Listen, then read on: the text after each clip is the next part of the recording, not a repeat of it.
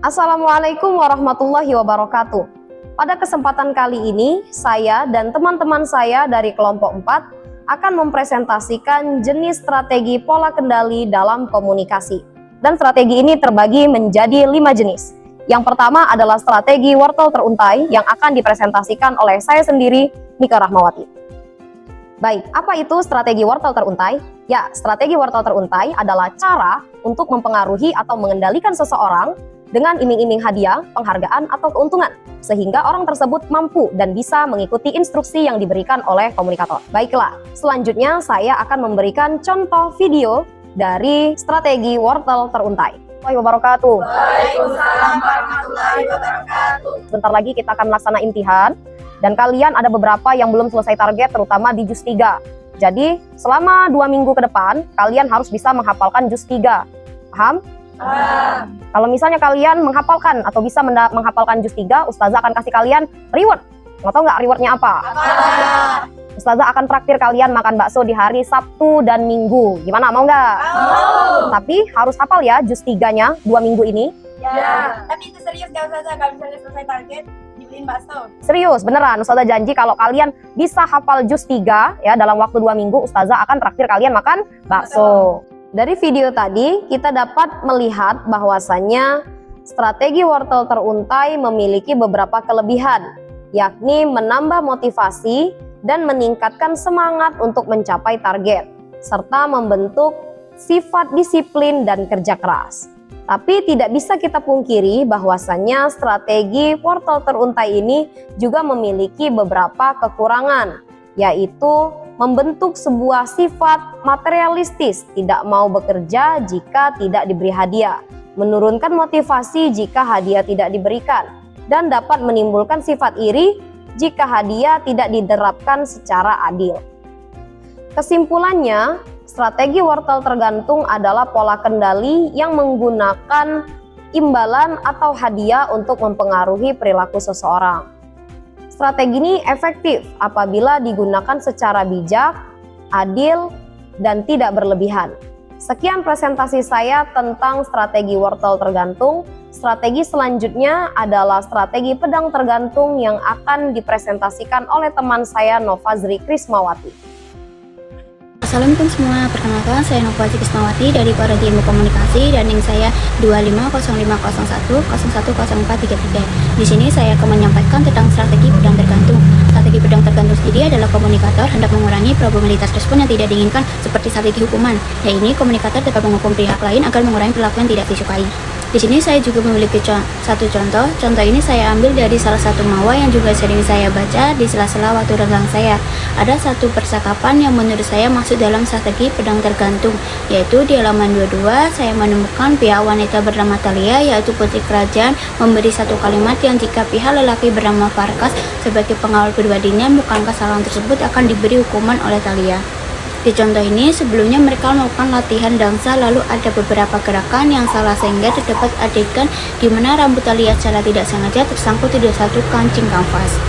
Thalia memberikan Farkas untuk berhati-hati.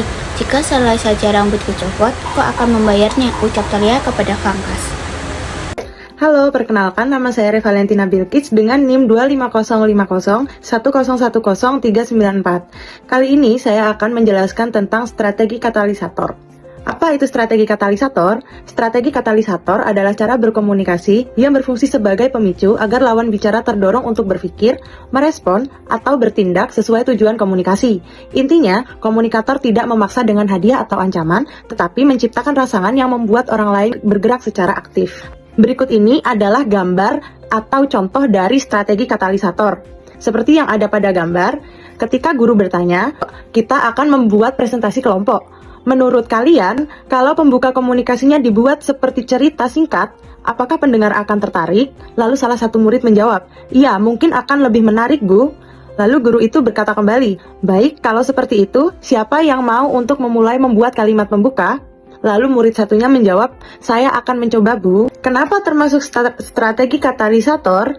Percakapan itu disebut sebagai strategi katalisator karena guru tidak memberi hadiah, ancaman, ataupun hukuman, tetapi memancing siswa agar aktif memberi respons dan terlibat dalam keputusan. Pertanyaan guru berfungsi sebagai pemicu yang mendorong adanya ide, pendapat, dan tindakan dari siswa, sehingga respon yang diinginkan muncul secara alami. Dengan kata lain, komunikator bertindak sebagai pemicu perubahan, bukan sebagai pemberi konsekuensi langsung. Dari gambar yang sudah kita lihat, berikut adalah ciri-ciri yang terlihat. Baik itu tadi adalah penjelasan singkat tentang strategi katalisator. Perkenalkan, nama saya Nurfatni Weria, NIM 250501010478. Di sini saya akan menjelaskan mengenai strategi pola kendali komunikasi kembar siam berikut dengan contohnya. Strategi pola kendali kembar siam adalah pola pengendalian komunikasi di mana kedua belah pihak yang berkomunikasi memiliki tingkat kendali yang seimbang. Strategi ini bukan untuk menciptakan hubungan yang diinginkan, melainkan merupakan hasil dari semacam hubungan yang sudah ada atau sudah terbentuk. Berikut contoh dari strategi pola kembar siam. Terlihat dari contoh video tersebut, yang dimana ada sepasang suami dan istri yang sedang membersihkan rumah sebelum berangkat bekerja. Hal ini merupakan contoh dari strategi pola kendali kembar siam, yang dimana suami dan istri melakukan pekerjaan rumah walaupun tugas atau peranannya berbeda, tetapi menciptakan tujuan atau hasil yang sama, yaitu membersihkan rumah. Terlihat dari sang suami membuang sampah, lalu sang istri mencuci baju, menyetrika pakaian, dan suaminya mencuci piring. Hal ini merupakan tugas atau peranan yang berbeda, tetapi tetap seimbang. Berikutnya akan menjelaskan strategi dunia hayal yang akan dijelaskan oleh teman saya, yaitu Novita. Perkenalkan, nama saya Novita Nur Amalia dari jurusan Komunikasi dengan NIM 250501010476. Di sini saya akan menjelaskan tentang strategi dunia hayal.